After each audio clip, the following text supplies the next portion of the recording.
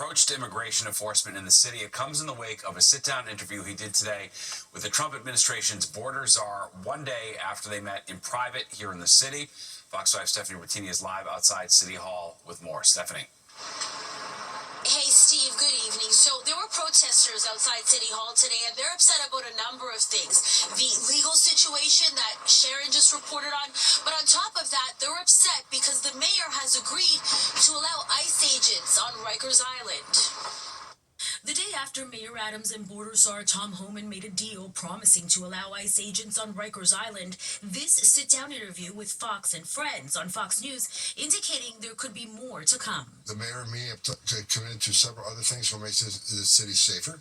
Further collaboration. Again, city council, I don't like him. I think, and Mayor Adams, he's dealing with the sanctuary law, right? That an EO can't override. Mayor Adams sharing his position on sanctuary status. What I asked the city council to do, change the bill that was already in place and modify it, that if you are committing a crime, that we should be able to collaborate with ICE. Long before the new Trump administration, Mayor Adams had been vocal about wanting a rollback on the city's sanctuary laws.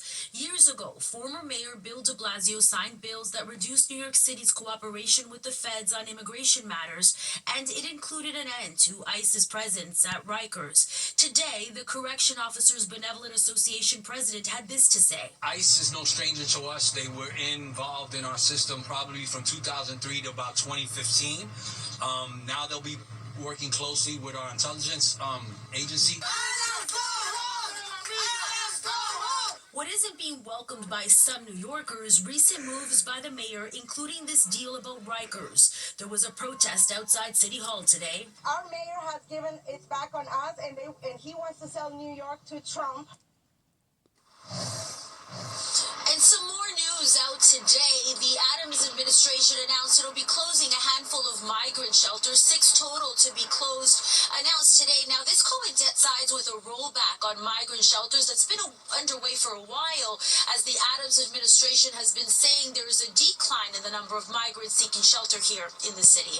Back to you inside. All right, thanks, Stephanie. And we are ending the work week the way we started it, tracking snow. Let's take a live look outside. Parts of our area under a winter weather advisory in anticipation of the snow and rain that's about to fall. Chief Meteorologist Nick Gregory is here to time it all out. Nick, we have like a 5-minute warm-up, but that is long over. It's over for now, for sure. It's getting cold out there tonight, Steve. We're in the 20s already in the northern suburbs, so this will set the stage for the snow when it arrives tomorrow afternoon. 30 in the city, out to Islip, and 20s into Connecticut, even down to Belmar. They are at 28. The winter weather advisory, well, that's north and west, so they give you an idea of where that accumulating snow is going to be.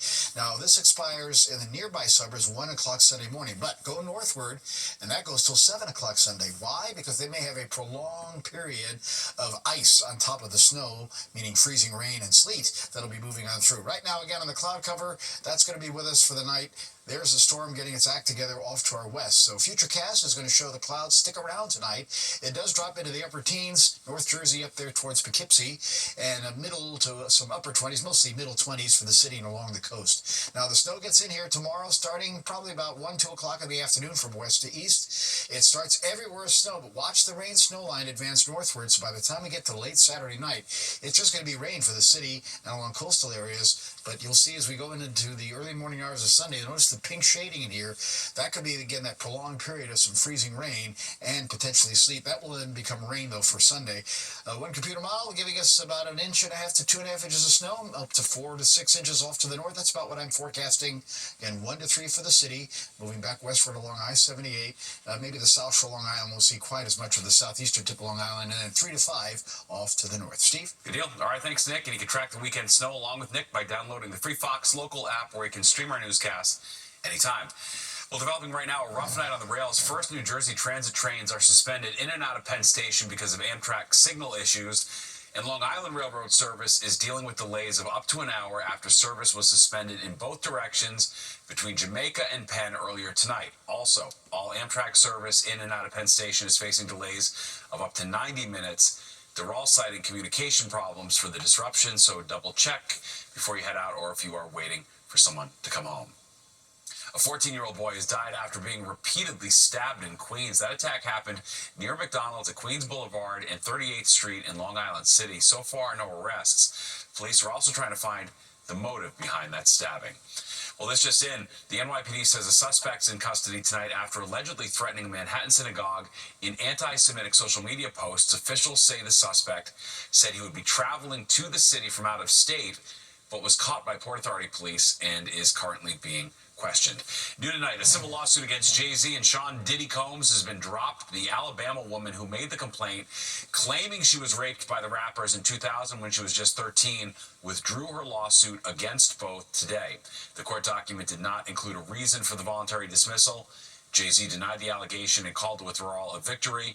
Lawyers for Combs said that this confirms other lawsuits he's facing are built on falsehoods. He remains jailed in a New York City criminal trial facility on federal sex trafficking charges. Well, a vocal protest today in support of LGBTQ plus rights in the West Village. The crowd demonstrating in front of the Stonewall Inn, which is considered the birthplace of the gay rights movement. Protesters angry that references to transgender and queer people were removed from the Stonewall National Monument website, which is run by the National Park Service. President Trump recently signed an executive order proclaiming the government only to recognize two sexes. It's not only about removing letters from our website, it's a coordinated attack to remove or try to erase trans, queer, non-binary people. We will continue to exist no matter what this administration throws at us, because we know who we are. I, as a child, know who I am. Protesters also blasted Democratic lawmakers from New York, calling on them to join their fight. Elon Musk's Department of Government Efficiency facing more scrutiny today. A federal judge extended the temporary block against Musk and Doge from accessing sensitive information housed in the Treasury Department. This after New York AG Letitia James and 18 other state attorneys general, including New Jersey and Connecticut, filed suit. No one elected Elon. He's not been subject to any vetting. He's not been subject to any conflicts of interest. We want to downsize government, but make it better. Run it better, but downsize. The case filed by AG James is one of 3 challenges from states and unions against Musk's efforts to cut costs and employees in the federal government. Ukrainian President Volodymyr Zelensky meeting with Vice President J.D. Vance in Germany today. They discussed how to end Russia's war with Ukraine.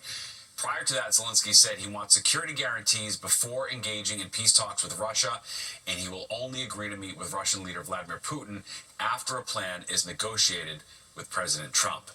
Pope Francis in the hospital after his latest bout of bronchitis got worse. The Vatican says the 88-year-old pontiff complained of breathing trouble and was diagnosed with bronchitis last Thursday, but continued to hold daily audiences until being hospitalized today. Officials say Francis is in good spirits while he receives drug therapy for a respiratory tract infection. He's expected to stay out of the public eye at least until Monday.